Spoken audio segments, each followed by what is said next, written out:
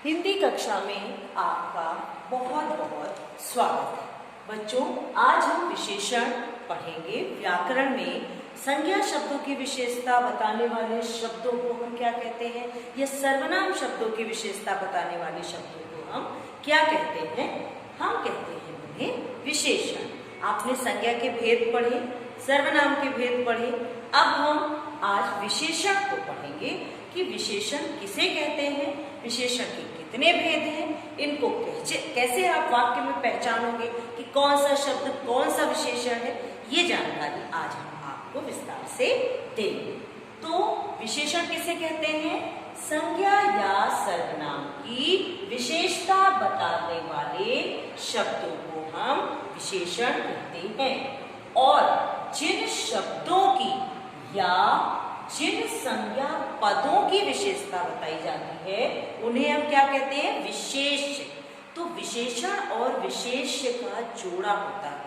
संज्ञा शब्दों की जिनकी विशेषता बताई जाती है उनको हम विशेषण कहते हैं, और जिन संज्ञा पदों की विशेषता बताई जाती है उन्हें हम विशेष्य कहते हैं। विशेषण शब्द हम किसी की विशेषता बताने के लिए करते हैं कि कोई बहुत सुंदर है, या किसी संख्या के बारे में बताते हैं कि 10 लोग बाहर बैठे हैं, 20 छात्र कक्षा में बैठे हैं, या हम मात्रा बताने के लिए प्रयोग करते हैं विशेषण का। कैसे कि 1 लीटर दूध ले आओ, 4 मीटर कपड़ा देकर आओ, दर्जी से लेकर आओ, 4 मीटर कपड़ा लेकर आओ। तो ऐसे शब्दों का जब प्रयोग करते हैं तो इन्हें हम परिमाणवाचक कहते हैं। और सार्वनामिक क्या होता है? सर्वनाम का इंगित करना। जैसे वह घोड़ा तेज दौड़ता है, तो वो सार्वनामिक विशेषण। अच्छा, अब हम विशेषण के भेद पढ़ते हैं। पहला है गुणवाचक विशेषण।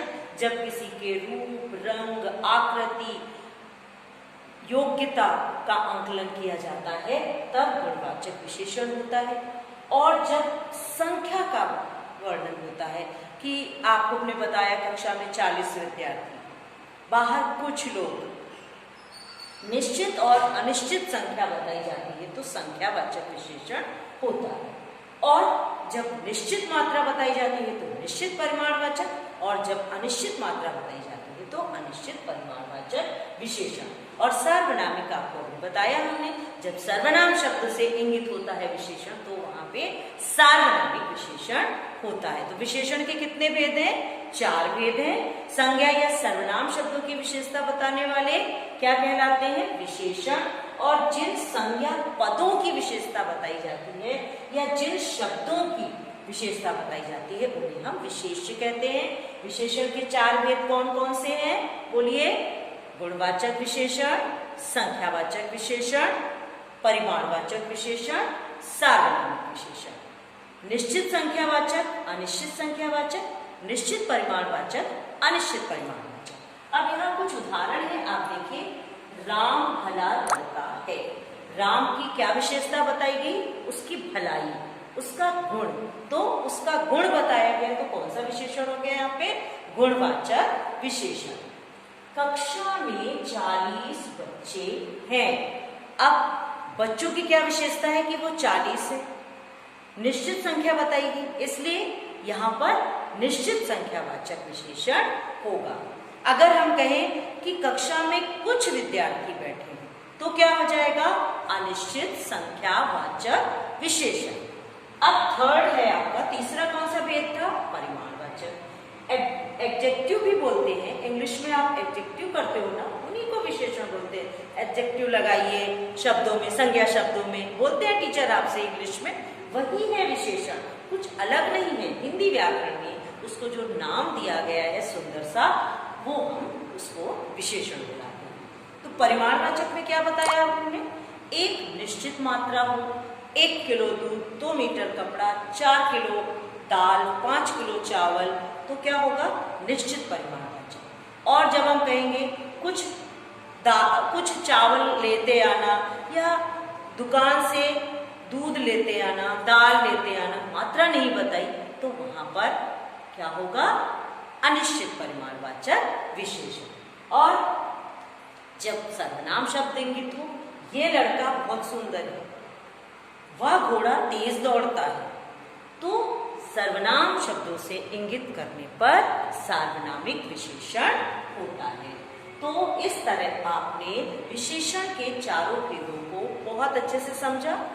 कौन कौन से भेद हैं, फिर से एक बार रिवाइज करते हैं। गुणवाचक विशेषण में रूप, रंग, आकार, सुंदरता, योग्यता का आकलन किया जाता है, विशेषता बताई जाती है, जैसे काला घोड़ा, सफेद गाय, है ना।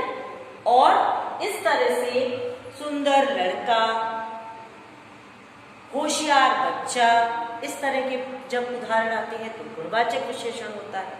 अब संख्या आपको हमने बताई कि 10 बंदर, 11 हाथी, इस तरह से जब संख्या, जब हम गिन लेते हैं, संख्या क्या होती है, जब हम गिनती की गणना करते हैं तो वहां पर संख्यावाचक विशेषण होता है। और जब हम नाप तौल करते हैं, लीटर, मीटर, किलो, जो लंबाई नापी जाए, चौड़ाई नापी जाए, और इसके साथ साथ क्या नापा जाए, नाप तौल, कितना किलो है, कितने मन है, कितने सेर है, कितने ग्राम है, तो वहां पे परिमाणवाचक विशेषण। जब निश्चित मात्रा बताई जाएगी तो निश्चित परिमाणवाचक, जब अनिश्चित मात्रा होगी तो वहां पे अनिश्चित परिमाणवाचक विशेषण।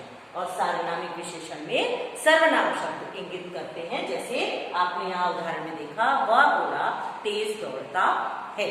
तो इस तरह आपने विशेषण के भेदों को उदाहरण के साथ समझा और जाना। मुझे उम्मीद है कि आप व्याकरण पुस्तक में एक बार खूब सारे उदाहरण पढ़ोगे और बहुत अच्छे से आपको विशेषण समझ में आ जाएगा।